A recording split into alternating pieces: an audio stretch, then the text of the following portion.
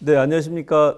평화생명TV 평양시네마의 전영선입니다. 이 시간에는 북한의 문학예술 그리고 북한의 상품을 통해서 우리가 잘 알지 못했던 북한의 이모저모를 알아보고 있습니다.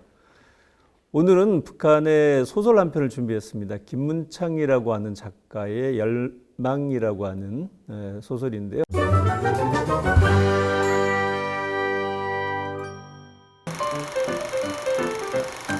소설이 나온 것은 1999년입니다. 좀 오래된 시간이긴 하지만 그래도 최근 북한과는 굉장히 많은 연관성이 있기 때문에 이 소설을 소개하고자 준비를 했고요. 이 소설이 나왔던 시기가 바로 북한으로서는 굉장히 어려웠었던 시기였죠.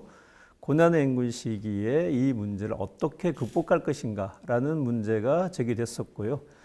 이 김문창의 열망이라고 하는 소설은 자력갱생을 어떻게 하는 것이 맞는지라고 하는 기본 방향을 쭉 설명해 주는 소설입니다. 사실 자력갱생이라고 하면 우리가 알고 있는 것은 굉장히 간단합니다. 그러니까 자체적으로 뭔가를 만들어서 사용하자는 의미로 생각하고 있는데요. 각 공장마다 자체적으로 생산하자는 의미의 자력갱생이 아니라 공장이 가지고 있는 전문적인 생산 능력하고 그 전체적인 조화를 어떻게 이룰 것인가에 대한 문제가 이 김문창의 소설을 통해서 보여준다라고 할 수가 있고요. 그런데 이 공장이 안고 있는 생산성을 맞춰야 되는 문제하고 국가적 차원에서 전반적으로 이렇게 효율성 있게 분배하는 이 두 가지 문제를 조율하는 핵심 조직이 바로 당 조직입니다. 북한은 이제 당이 모든 기업뿐만 아니라 모든 사회 전체적으로 조화를 이루고 거기서 제기된 문제를 국가적 차원에서 해결하는 구조를 가지고 있죠. 그래서 결국은 공장에서 보면 이런 기술자하고 그다음에 당비서하고 생산을 책임져야 되는 이 지배인 이른바 삼위일체를 어떻게 할 것인가에 대한 문제가 나오고 있습니다.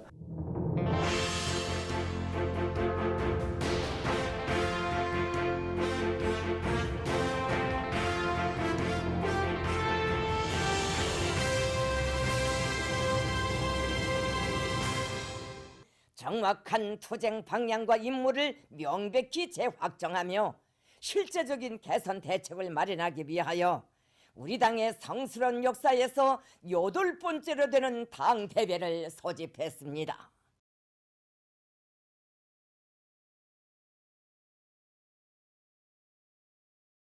(2021년) 올해도 제8차 당대회 이후에 여러 차례 회의를 통해 가지고 북한이 계속 강조했었던 것들은 이렇게 생산과 조화를 이룰 수 있는 당 일꾼들의 어떤 인식, 당 일꾼들의 마인드를 강하게 질타한 적이 있었고요. 김문창의 열망이라고 하는 소설도 모범적인 이 당 지도자는 어떤 역할을 해야 되는가라는 문제를 제기하고 있고요. 그런 점에서 본다면 가장 최근에 강력하게 비판하고 있는 당 일꾼들의 사업 작품, 사업 태도를 이 소설을 통해서 확인할 수가 있었습니다. 국가경제라고 하는 것들은 북한이 고민이 되는 지점들은 근데 기본적인 조건은 국제사회 대북제재라고 하는 측면이 있고요.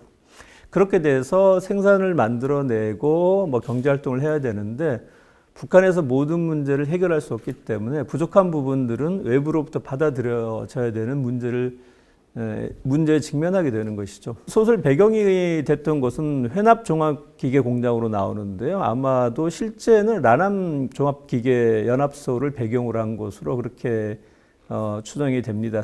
여기에 보면 모범적인 당일꾼으로 전영범이라고 하는 그 당비서가 등장을 합니다. 전영범이라고 하는 인물은 가장 소설에서는 모범적으로 그려졌습니다. 그러나 그도 예전에는 큰 실수를 했었던 자신의 과오를 가지고 있었던 그런 당비서였었습니다. 그 실수가 뭐였냐면 당에서 내려진 결정을 가지고 그대로 충실하게 수행하기 위해서 노동자들에게 일방적으로 강요했었던, 그래서 결과적으로 어떻게 보면 실수를 했었고 시행착오를 했었고 그로 인해서 국가 경제의 비효율성을 초래했었던 그런 인물입니다. 그리고 정당하게 의견을 제기했었던 그 기술자에게 사상적인 책임을 물어가지고 직위를 철칙이라 그러죠. 그 기술자에서 노동자로 직을 바꾸는 바람에 일할 의욕을 잊고 기술력을 발휘하지 못하는 그런 과오를 범했던 인물이기도 합니다. 그 새로 이제 현남종합기계 건설사업소에 당 비서로 내려가면서 흩어져 있었던 이 사람들을 한 자리로 모읍니다.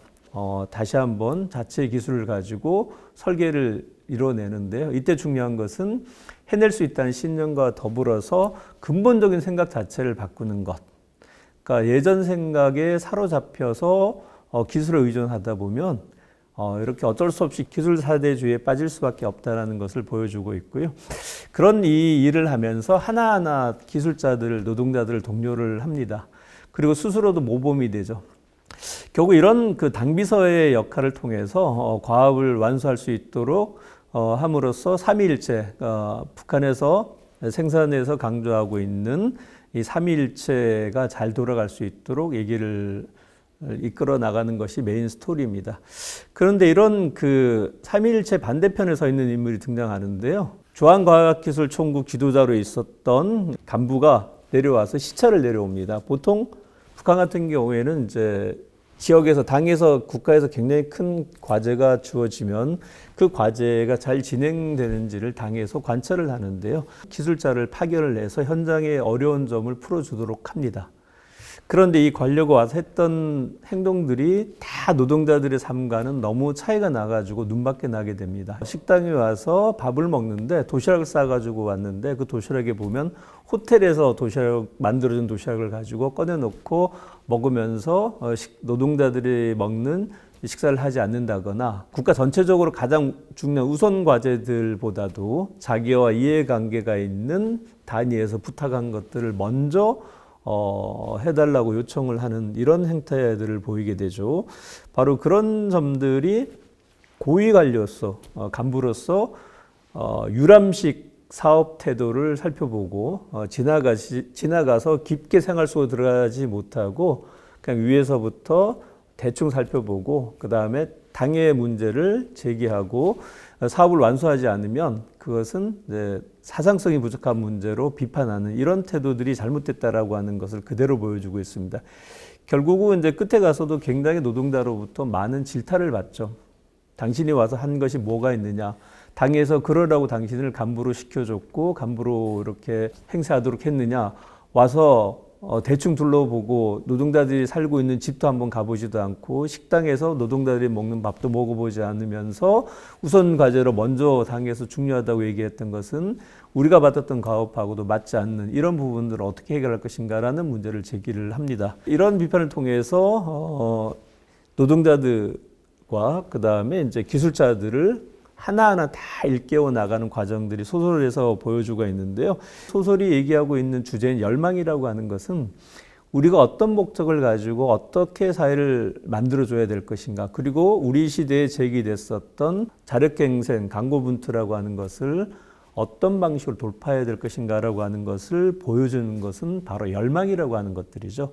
우리가 역경을 이기려고 하는 것, 열정을 일깨워내는 것, 바로 이것이 열망이라고 하는 소설이 갖고 있는 전체적인 주제라고 할 수가 있습니다. 관료들의 부정부패라든가 권력, 세도라고 하는 것이 북한 내에서 여전히 좀 문제 제기가 되고 있고, 그런 당원들의 과학적이고 합리적인 사회 방식과 열정을 통해서 지금 현재 북한 체제가 새로운 경제 발전 또는 경제위기 돌파를 하려고 있다는 것을 좀 확인할 수 있는 그런 소설이라고 할 수가 있습니다. 소설이 13부작 드라마로 만들어져 가지고 일반인들에게 방영이 됐었고요. 그게 상당히 많이 인기를 모았었던, 지금도 보면 북한에서는 이 김은창의 열망이라든가 아니면 이제 뭐 백금산이라고 하는 드라마는 잘 만들어진 드라마로 기억되고 있습니다.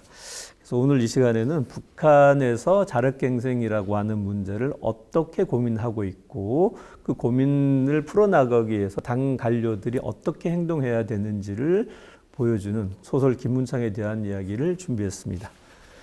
네, 다음 시간엔 또 다른 주제로 만나 뵙도록 하겠습니다. 감사합니다.